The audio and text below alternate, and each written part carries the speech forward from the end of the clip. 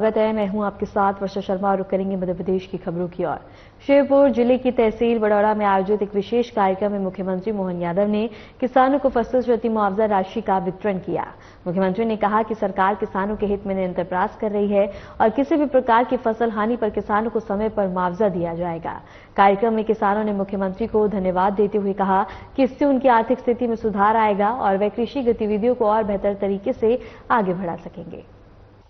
किसानों को 238 करोड़ की राशि, वो 238 नहीं 78 लाख और ऊपर भी है, जोरदार अभिनंदन करें। सारे के सारे लोगों के लिए आज जब आपसे बात कर रहे हैं तो अलग अलग जिलों में अकेले श्योपुर के अंदर 428 गांव के कांग्रेसी हो तो कान खोल के सुन ले, उनने तो कभी चवन्नी दी नहीं, केवल मुंह चलाने के लिए बोलते हैं। हमारे मंत्री जी को कह रहे कि मंत्री को लाओ इनाम देंगे। अरे ये मंत्री है, तुम्हारे बस की बात हो तो आ जाओ जरा देख लो, ये प्रभारी मंत्री पैसे लेके आए। 428 गांव के 1 लाख से ज्यादा किसानों के लिए जिनकी धान की फसल खराब हुई, और आंकड़ा भी मैंने बताया, पहले माननीय नरेंद्र सिंह जी भाई साहब ने बताया है, कहा इनके जमाने में 3,000 रुपया हेक्टर भी नहीं देते थे और आज हमारे द्वारा 16,000 रुपया, जोरदार अभिनंदन करें। ये आंकड़ा जिस प्रकार का चला है, लगभग 100 करोड़ 83 लाख की लागत, ये हमारे द्वारा भी अभिनंदन करें। हरदा के 561 गांवों के लिए, उनके लिए भी, वो भी किसान भाई हमारे हैं। 95,000 से ज्यादा सोयाबीन के किसानों के लिए, उनके लिए 71 करोड़ 52 लाख की राशि। और जब हरदा हो रहा, शिवपुर हो रहा है, तो विदिशा भी कैसे पीछे रह सकता है। विदिशा के 503 गांवों के लिए जोरदार अभिनंदन करें। 51,800 से अधिक किसानों की सोयाबीन और उड़द की के लिए, नर्मदापुरम के 273 गांव, धार जिले के 145 गांव, और ये तो अभी 6 के बता रहा हूं, इसके पहले शाजापुर, उज्जैन, गुना, ग्वालियर, जहां जिस जगह जरूरत पड़ी, जहां कष्ट है, हमारी सरकार आप किसानों के लिए सबसे पहले तैयार है, सबसे पहले तैयार है। खंडवा के भी 238 गांवों के 12,900 से ज्यादा किसान, जो पीला मोजेक सोयाबीन के लिए और कीट ने खराब की, उनको भी आज हम अपने यहां से राशि दे रहे हैं। अभी तक एक तरह सा तरीका नहीं है। अभी सोयाबीन की राशि का तो भावांतर के माध्यम से जो लाभ मिल रहा, जोरदार अभिनंदन करें पूरे प्रदेश के लिए भी। सोयाबीन के लिए भी 32 जिलों के अलग अलग किसानों को, जिनकी सोयाबीन तुलती जा रही है, ये कांग्रेसी कह रहे थे ये भावांतर का पैसा नहीं देंगे, एमएसपी का हिसाब नहीं करेंगे। आंखें हो तो देख लो, जो कहा वो करा और करके दिखाया, ये हमारी सरकार है। किसान भाई बहनों के लिए हमारी सरकार सबसे पहले आप सबकी सेवा में लगी है। और एक बार जोरदार अभिनंदन श्रीमान नरेंद्र मोदी जी का, दोनों हाथ ऊपर करके जोरदार ताली बजा के बताएं। नरेंद्र मोदी जी, जिनके नेतृत्व में खेत में किसान और सीमा पे जवान, दोनों के लिए समान रूप से चिंता करते हैं। और यही कारण है कि आज हमारे सीमाओं के ऊपर भी दुश्मन के लिए चट्टान की तरह सेना अधिक खड़ी है, और गड़बड़ करे तो घर में घुस के मारने के लिए तैयार खड़ी है। जोरदार अभिनंदन सेना के जवान के लिए भी। और किसानों को भी ये कांग्रेसी बताए, 1947 में देश आजाद हो गया, लेकिन 47 से लेके कांग्रेस की सरकार 65-70 साल तक रही, लेकिन इन्होंने कभी किसान की सम्मान निधि नहीं दी। पहली बार किसान सम्मान निधि देने का सिलसिला अगर चालू किया तो यशस्वी प्रधानमंत्री नरेंद्र मोदी जी और नरेंद्र सिंह जी तोमर, जोरदार अभिनंदन करें हमारे तत्कालीन कृषि मंत्री के माध्यम से। किसानों को किसान सम्मान निधि नहीं है, यह आपके पसीने की इज्जत है।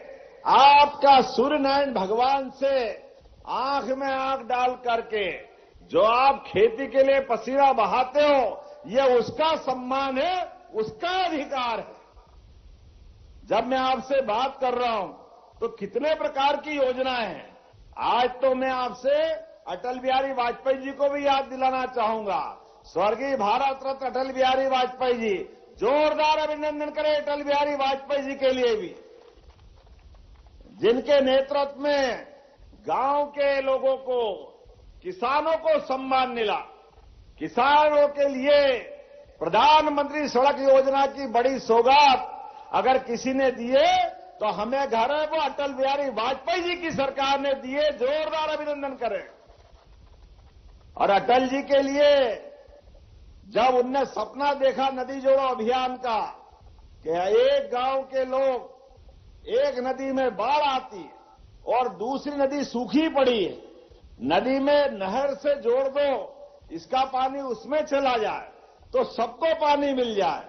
इसलिए 25 साल पहले नदी जोड़ो अभियान की उनने कल्पना की, लेकिन कांग्रेस के लोगों किसान की परवाह नहीं। इसलिए उनने कहा क्या जरूरत है, ये तो पर्यावरण के खिलाफ है, ये हो ही नहीं सकती है।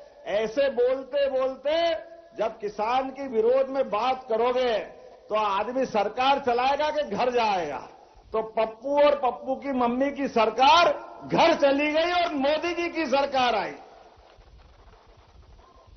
जाकी रही भावना जैसी, जिनकी जैसी भावना है वैसे ठिकाने लगते हैं। अरे ये तो भगवान राम के भी नहीं, जो राम का नहीं वो किसी,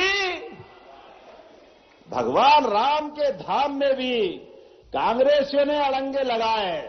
कहां पैदा हुए, किसने देखे, कौन कहता अयोध्या में हुए। अब बताओ, भगवान राम के लिए अयोध्या के धाम पे प्रश्न खड़ा करें। और कोर्ट में, सुप्रीम कोर्ट में इनके बड़े बड़े नेता कपिल सिब्बल से लगा के सब शपथ पत्र के साथ कह रहे थे कि भगवान राम के लिए कोई प्रमाण नहीं है। अब ये भगवान राम के प्रमाण ढूंढ रहे हैं। वो तो सुप्रीम कोर्ट का भला हो और मोदी जी का जोरदार अभिनंदन करे और बोले जय जय श्री राम। 5-5 ध्वजा आकाश से बात कर रही है, जोरदार अभिनंदन करे। ये है हमारा अपना काम करने का तरीका। लेकिन जब भगवान राम का धाम जगमगा रहा है तो मथुरा वाले ने क्या बिगाड़ा है। यहां भी आनंद आना चाहिए। कांग्रेसी कहते नहीं अब हम भी राम वाले, हम भी राम वाले। अरे तुम राम वाले नहीं, तुम हेराम वाले थे। तुमने भगवान राम का मजाक बनाया था। चलो कोई बात नहीं, अभी है दम तो आ जाओ, बोलो गोपाल कृष्ण की जय। चलो मथुरा बुला रही है आपको, बोलो गोपाल कृष्ण भगवान की। ये नहीं बोल सकते, क्योंकि बोलते ही इनको बुखार आ जाता है। इनको बुखार में अपने वोट खसकते दिखाई देते हैं। ये उसी लाइन पे है, केवल बोलते बोलते वोट ले लो, बाद में कोई व्यवहार नहीं। लेकिन ये नरेंद्र मोदी जी की सरकार है, गरीबों के साथ सांस्कृतिक अनुष्ठान के माध्यम से सनातन संस्कृति पे भी गर्व करते हैं। इसलिए डंके की चोट गोवर्धन पूजा भी मनाते और गीता जयंती भी मनाएंगे। जोरदार अभिनंदन करो, ये हमारी सरकार है। जगह जगह गीता भवन बनाएंगे। भगवान कृष्ण के मुखारविंद से निकला वो पवित्र ग्रंथ, जिसके माध्यम से आज भी दुनिया कर्मवाद की शिक्षा पाती है, ऐसे गोपाल कृष्ण का गौरवशाली अतीत भी याद करेंगे। इसलिए बोलने के लिए तो बहुत कुछ है, लेकिन समय की सीमा है। आपके बीच में जब यहां आया हो तो खाली हाथ नहीं आया हूं। भावांतर की योजना उन सोयाबीन के किसानों के लिए और आपके भी न केवल राहत राशि की, बल्कि 7 बड़े बड़े विकास कार्यों की 41 करोड़ की सौगात भी श्योपुर को मिल रही है। जोरदार अभिनंदन करें। 7 अलग अलग काम। आपको मेडिकल कॉलेज तो पहले मिला ही है, लेकिन मेडिकल कॉलेज के अलावा आज जब मैं आपसे बात कर रहा हूं तो आयुष अस्पताल और नर्सिंग कॉलेज की सौगात भी आपको मिल रही है श्योपुर वालों के लिए। और आपसे भी हाथ जोड़ के निवेदन है, हम तो दिल चीर के आपके लिए स्वागत करने के लिए तैयार हो जाते हैं, पर पता नहीं क्या हो जाता आपने दोनों बार, क्या मालूम क्या गड़बड़ है। भगवान ही बताओ क्या चक्कर है। और आप भी भुगत रहोगे। जिनको लाए बड़े मियां तो बड़े मियां, छोटे मियां सुभान अल्लाह, कोई काम के ही नहीं निकले। रोज नौटंकी, रोज नौटंकी। चप्पल उतार दी, फिर पेन क्यों ली भैया? घूमते रहे, ऐसे घूमते रहे, काय के लिए पहन ली? तुम्हारी चप्पल पहनने से और नहीं पहनने से ही पैसे मिल जाएंगे। काका जी का राज है। अरे ये हमारी कमल के फूल वाले की सरकार है। ऐसे फैले हुए कीचड़ में कमल खिलाना जानते हैं, कमल खिलाना।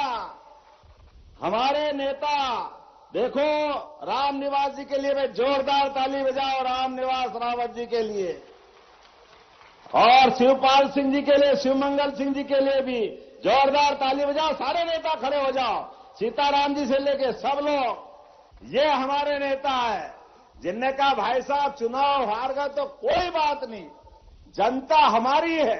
जनता ने उस समय निर्णय मान लो भावना में ले लिया, लेकिन हम तो चाह रहे हैं कि आप राहत राशि भी दो और आप खुद आकर के सबके बीच अपने पैसे देने के लिए सिंगल क्लिप दबाओ। हमने कहा बिल्कुल तैयार है, सरकार हमारी है, किसान हमारे हैं, भाई हमारे, कोई बात नहीं, आपकी मांग मंजूर करते हैं। जोरदार अभिनंदन करो इन सबके लिए। चक्कर में मत पड़ना, किसी और के कहने पे देने नहीं आए, ये मंच के लोग आए थे, यहां के किसान आए थे, इसलिए हम देने आए। और देने में कंजूसी भी नहीं। अभी और बहुत सारी बातें फिर दे दी, आप बताओ, नहीं तो फिर बाद में कहने आ जाएंगे यहाँ के विधायक जी हमने मांगा। आज तक ज्ञापन नहीं दिया, लेकिन बड़ौदा की नगर बरसाती का नाला बनाना चाहिए क्या बरसात से बचाने के लिए? जरा ताली वाले बजा के बताओ, बताना चाहिए क्या? तो मैं बनाने की घोषणा करता हूं, जोरदार ताली बजा के बताएं। भट्टा महाराज के पास पुलिया निर्माण बड़ौदा श्योपुर कुहाजा मार्ग ये बनाना है क्या? तो ताली बजाओ, ये भी बनाने की घोषणा करता हूं। सकरी पुलिया है, ब्लैक स्पॉट बन सकता है, ये भी करना है। अब नरेंद्र सिंह जी भाई साहब कह रहे कि ये लगातार मेरे दिल का टुकड़ा है श्योपुर, जो मांगे सब दे दो। एक बार उनके लिए भी ताली बजाओ, नरेंद्र सिंह जी भाई साहब के लिए भी। आपने कहा पुलिस थाने के पास पुलिया निर्माण बड़ौदा कुहाजापुर, ये भी बनाना है क्या? इधर वाले ताली नहीं बजा रहा, बनाना है क्या? तो बनाने की घोषणा करते, जोरदार ताली बजा करके ये नया निर्माण भी। आपने कहा कस्बा बड़ौदा में आधुनिक ऑडिटोरियम गीता भवन बनाना चाहिए, बनाना चाहिए क्या? इधर बताओ, बनाना चाहिए क्या? इधर ताली कम बज रही है, बजाना चाहिए क्या? तो बनाने की घोषणा करता, बोले गोपाल कृष्ण भगवान की। चंद्र सागर पर्यटन स्थल और शिव मंदिर के आसपास यहां पे भी पीपीपी मॉडल पर डेवलपमेंट कराना है क्या? चलिए करा देने की कोई दिक्कत नहीं, जब इतना कर रहा तो और थोड़ा कर देते। चलो कराने की घोषणा करते। बाढ़ प्रभावित बड़ौदा के लिए विशेष निधि से अधोसंरचना कराएं। ये भी अभी करा, अगली बार में करेंगे घोषणा। कब करना है? अगली बार करेंगे, आज ही करना है।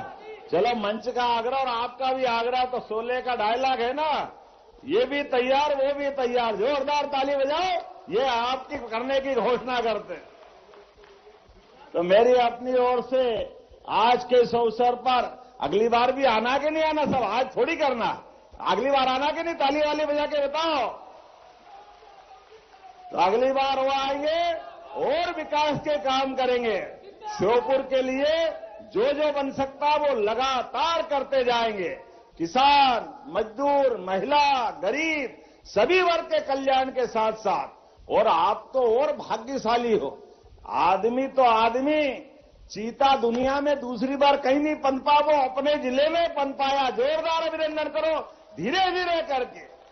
कितना विश्व का अजूबा खड़ा किया हमारे लोगों ने। मध्य प्रदेश में वीआईटी यूनिवर्सिटी मामले ने हलचल मचा दी है। इस मामले को लेकर मुख्यमंत्री डॉक्टर मोहन यादव ने सख्त रुख अपनाया। उन्होंने सीहोर के प्रभारी मंत्री को तुरंत निर्देश दिए हैं कि मामले की गहन जांच कराई जाए और दोषियों के खिलाफ कार्रवाई सुनिश्चित की जाए। सूत्रों के अनुसार मुख्यमंत्री ने अधिकारियों को इस बात का कड़ा आदेश दिया है कि मामले की निष्पक्ष और शीघ्र जांच हो, ताकि विश्वविद्यालय और संबंधित पक्षों में व्यवस्था और भरोसा कायम रहे। इस कदम को राज्य में शिक्षा संस्थाओं में अनुशासन और प्रशासनिक जवाबदेही को मजबूत करने की दिशा में महत्वपूर्ण माना जा रहा है।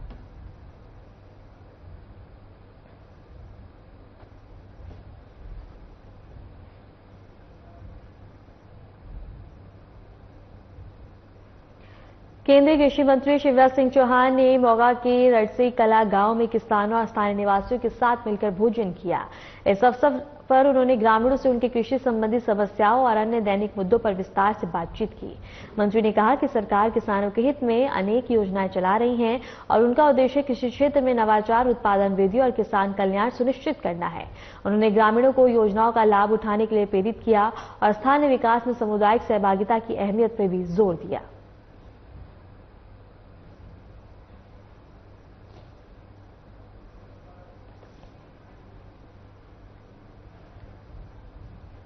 मध्य प्रदेश के मंत्री विश्वास सारंग ने 2030 के कॉमनवेल्थ गेम्स की मेजबानी भारत को मिलने पर खुशी जताई। उन्होंने इसे देश में खेलों के उन्नयन की दिशा में बड़ा कदम बताया। सारंग ने प्रधानमंत्री नरेंद्र मोदी और केंद्रीय खेल मंत्री मनसुख मंडाविया के सतत प्रयासों की सराहना की और कहा कि आयोजन भारत की वैश्विक पहचान और प्रतिष्ठा को नई ऊंचाई देगा। मंत्री विश्वास सारंग ने इस उपलब्धि को खेल जगत का बड़ा मील का पत्थर बताया और 30 के कॉमनवेल्थ गेम भारत के लिए नए गौरव और अवसर का मंच बनेंगे। 30 का कॉमनवेल्थ गेम आयोजित करने की मेजबानी अब हिंदुस्तान को मिली है। हमारे देश के यशस्वी प्रधानमंत्री जी ने लगातार खेलों के उन्नयन के लिए प्रयास किए हैं और ये उसी का उदाहरण प्रस्तुत करता है कि विश्व स्तर पर अब हिंदुस्तान खेलों के मामले में अपना दबदबा बनाने में कायम रहा है। कॉमनवेल्थ गेम का आयोजन निश्चित रूप से इस देश में खेलों के उत्थान के लिए, उसके उन्नयन के लिए मील का पत्थर साबित होगा। मैं इस देश के यशस्वी प्रधानमंत्री नरेंद्र मोदी जी को बहुत साधुवाद और धन्यवाद देता हूं और हमारे खेल मंत्री मनसुख भाई मांडविया को भी बहुत शुभकामनाएं देता हूं। निश्चित रूप से नरेंद्र मोदी जी के नेतृत्व में विकास और कल्याण की जो राजनीति इस देश में लगातार बढ़ रही है, दुनिया में हमारा मान और सम्मान बढ़ रहा है। ये कॉमनवेल्थ गेम का आयोजन हिंदुस्तान को विश्व स्तर पर अपनी स्थापित छवि को बढ़ाने में और आधार बनेगा। माननीय प्रधानमंत्री नरेंद्र मोदी जी को बहुत बहुत साधुवाद, धन्यवाद। भोपाल में यूथ कांग्रेस ने चुनाव आयोग के कार्यालय का घेराव किया और जोरदार प्रदर्शन किया।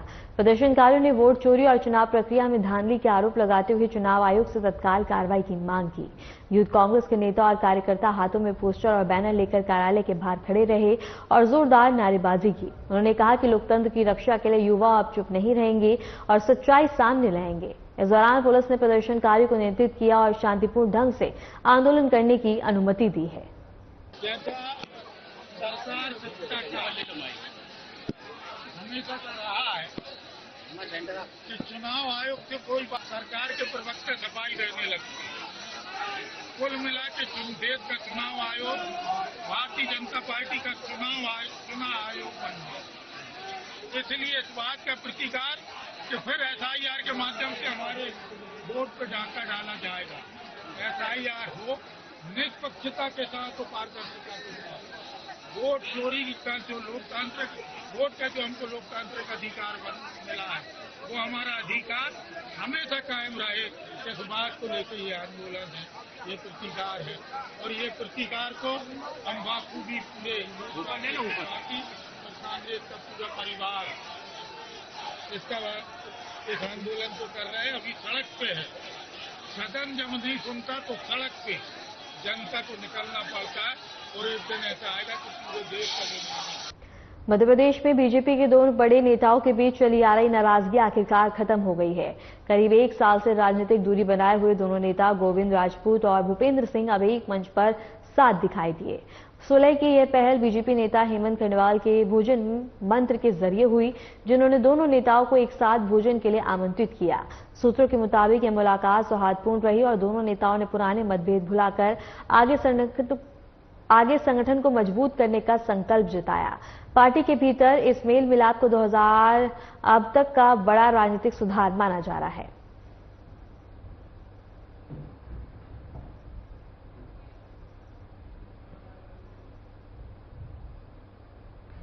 विदिशा जिले के प्रदेश अध्यक्ष संतोष शर्मा द्वारा ब्राह्मण समाज की बेटियों को लेकर की गई कथित टिप्पणी के खिलाफ भारी आक्रोश देखने को मिला। नगर में ब्राह्मण समाज के सैकड़ों लोग सड़क पर उतरे और मुख्यमंत्री के नाम ज्ञापन तहसीलदार रितु राय को सौंपकर तुरंत कार्रवाई की मांग की। ब्राह्मण समाज ने जय स्तंभ चौक पर संतोष शर्मा का पुतला दहन किया और थाने में भी अधिकारी शिकायत दर्ज कराई। ज्ञापन में संतोष शर्मा को तत्काल पद से बर्खास्त करने और उन पर आपराधिक प्रकरण दर्ज करने की मांग की गई है। अनुसूचित जाति जनजाति कर्मचारी संघ के प्रांतीय अध्यक्ष और मध्य प्रदेश के एक आईएएस जो कुंठित और विकृत मानसिकता का व्यक्ति है, उसने ब्राह्मण समाज की बेटियों के प्रति अभद्र एवं अशोभनीय भाषा का इस्तेमाल एक कार्यक्रम के दौरान किया था।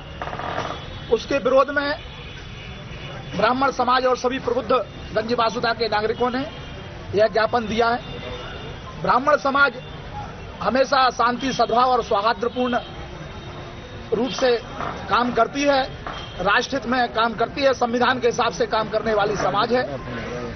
लेकिन जब हमारी बहन बेटियों पर आंच आएगी तो हम निश्चित तौर पर संघर्ष कितना ही बड़ा हो, हम जैसा हमारे पंडित अभिषेक शास्त्री जी ने कहा कि हम शस्त्र और शास्त्र दोनों के ज्ञाता हैं। जब तक बात हमारी शास्त्र से चलेगी तब तक हम शास्त्र से काम करेंगे।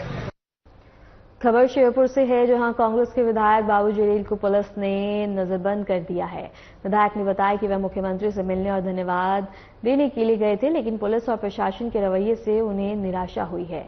बाबू जलील ने कहा कि उनका उद्देश्य शांतिपूर्ण था और उन्होंने किसी भी तरह की गड़बड़ी या विवाद पैदा नहीं किया। उन्होंने प्रशासन से लोकतांत्रिक अधिकारों का सम्मान करने की अपील की।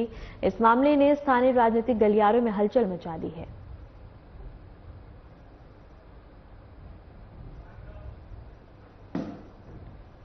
फिलहाल के लिए मध्य प्रदेश की खबरों में इतना ही। नमस्कार।